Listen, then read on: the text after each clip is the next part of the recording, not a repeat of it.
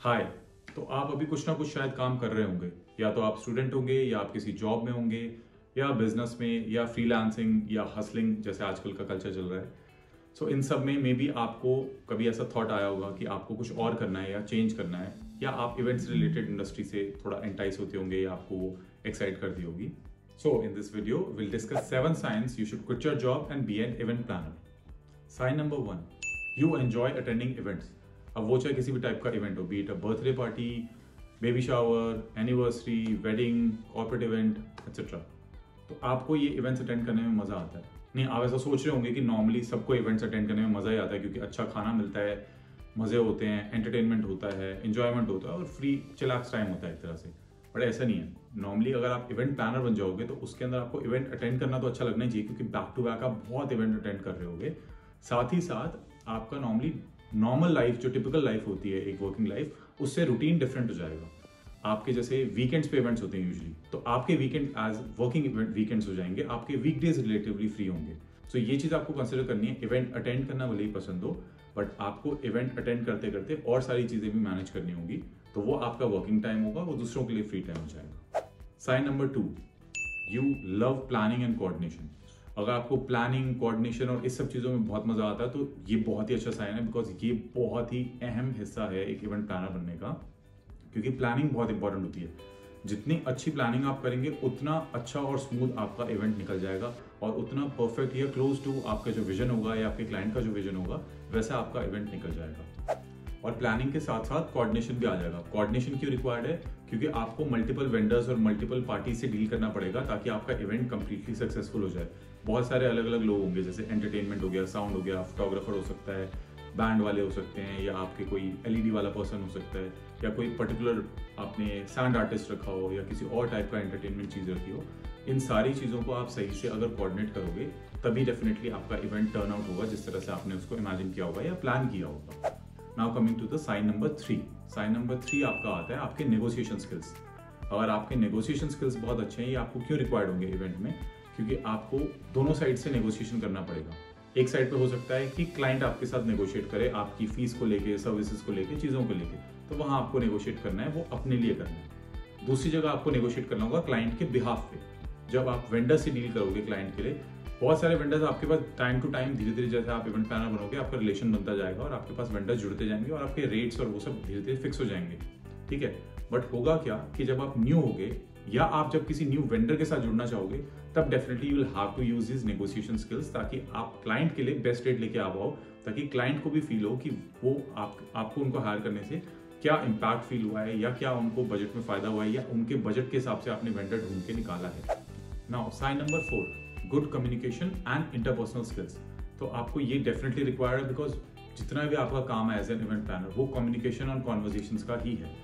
Beat आप client से कर रहे हो डिस्कस या आप अपने वेंडर से कर रहे हो डिस्कस, और इन सारी चीज़ों में कम्युनिकेशन के साथ साथ आपको ट्रांसपेरेंसी का भी ध्यान रखना है।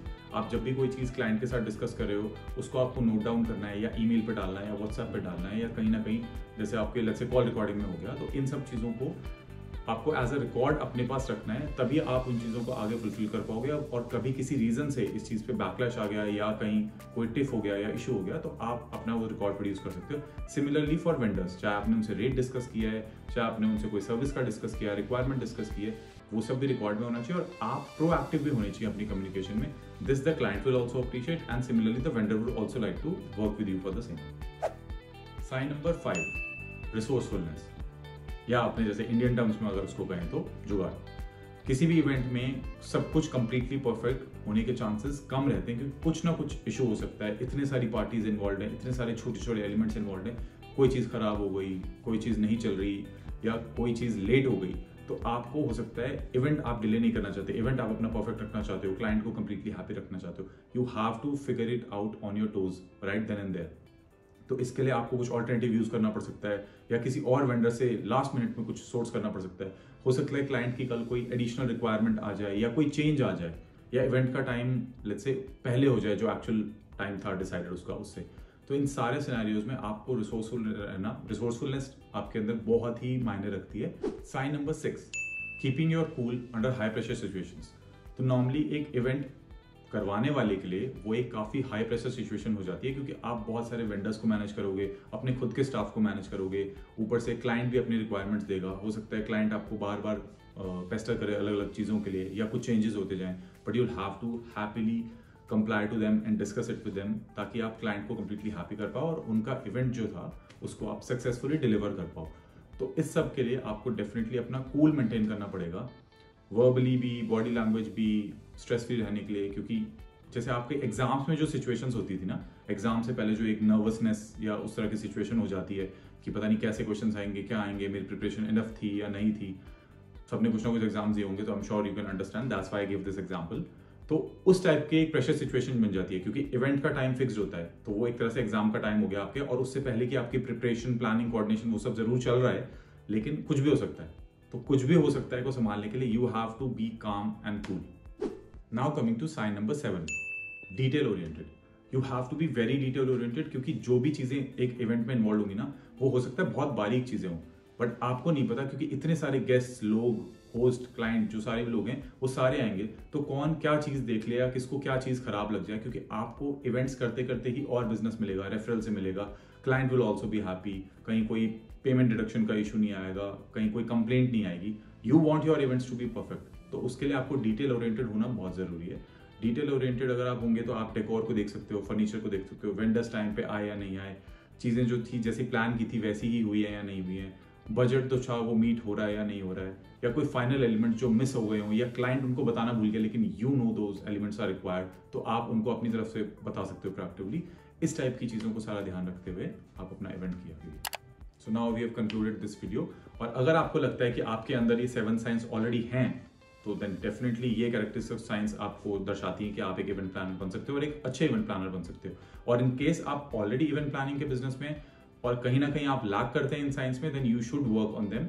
ये आपके लिए एक इंडिकेशन है कि उन पे आप वर्क करोगे तो आप एक बेहतर इवेंट प्लानर बन जाओगे। और इसी तरह से हमारे वीडियोस को देखते रहिए, चैनल को फॉलो करिए, सब्सक्राइब करिए, and even by watching our videos you can become a great event planner. Thank you for watching my video. This is Mohit Kate, your event planner, signing off.